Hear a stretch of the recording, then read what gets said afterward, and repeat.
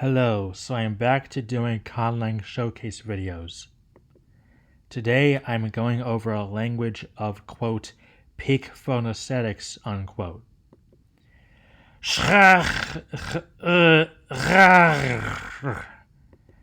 Or as it's called in English, HyperRhotic. HyperRhotic was mainly inspired by both HyperPirate and Douleur, with a pinch of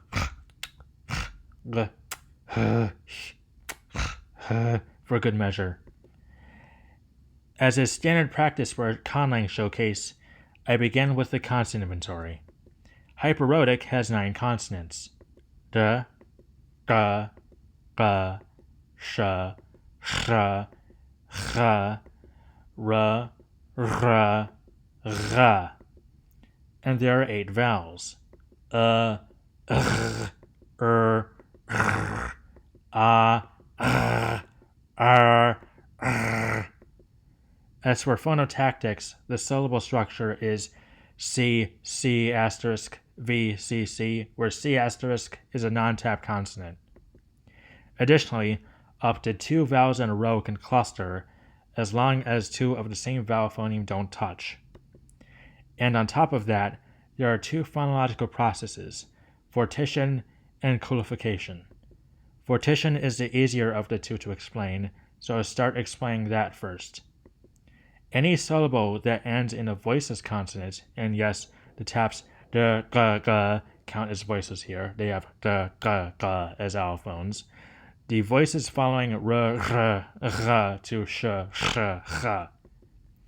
As for coolification, remember how I mentioned earlier a hint of g, now is where that comes into play. Depicted here is the creator of g, the coiner of the linguistic neologism phoneme coolification.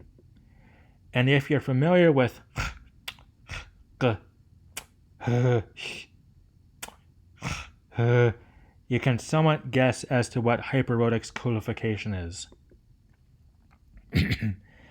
There are cool and boring phonemes, and boring phonemes become coolified when directly before cool phonemes. So, phonology is finally covered. As for orthography, since there isn't a conscript yet, there's just the unique romanization, which you see here. Pause now to look, since I need to move on ASAP. HyperRhotic's vocabulary is a posteriori, so let's look at how loanwords are incorporated.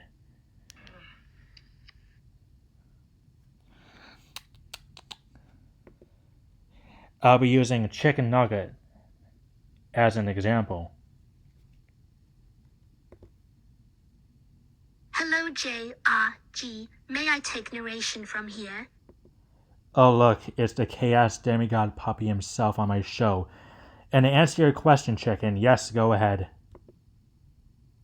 Splendid. So, loaning my name into your conlang diaphonemic transcription, chicken nugget. Converting that to fit HyperRhotic phonology gives I am not able to pronounce that, so y'all have to for me. Sure thing. So the result is ꙫၤጵ. So now we've seen how words are loaned into HyperRhotic. Now let's look at the grammar. Words by default are nouns, which mark for case and number.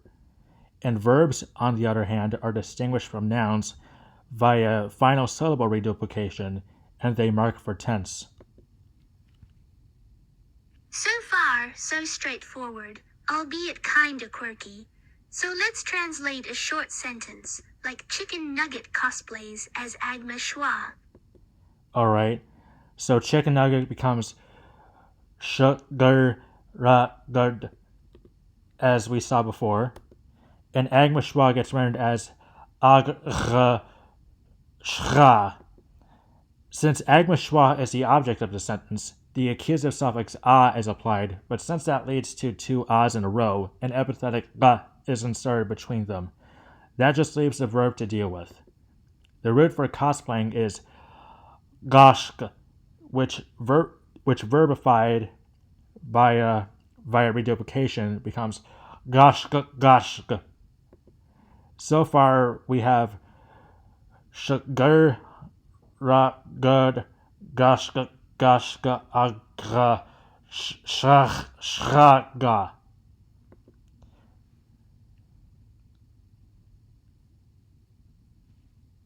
That sounds painful, but we have our sentence now, yes. To HyperRhotic speakers, this sentence is grammatical, but is not phonologically grammatical, since we still have to apply the fortition and codification mutations, but upon those, we finally have a proper HyperRhotic sentence. Gur ra ra gur gur gosh gosh gosh gosh gosh ah shraga.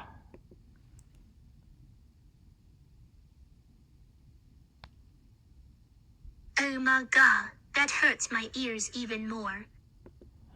Also, that sentence we looked at was SVO, but the word order depends on the sentiment of the sentence, as seen here. The system of shuffling word order, however, means that there are no intransitive verbs. So how is intransitivity encoded? Going back to that chicken nugget cosplays as Agma Schwa sentence from earlier, if we want just chicken nugget cosplays, the object slot has to be filled with the null root The null root doesn't mean nothing. It's literally devoid of any semantic meaning whatsoever. It's just there for the syntax to tick properly. Also, those quote-unquote intransitive verbs serve the roles of adjectives and adverbs. So in longer passages, you end up with nested dummy nouns in the accusative, like in this passage, and things thus get really sticky really fast. But I do want to end this video on a high note. This sentence here translates to "not all the snow mixed with the gasoline," and a friend of mine once tried to pronounce this dangerously spiced up international phonetic alphabet soup, so here is his attempt.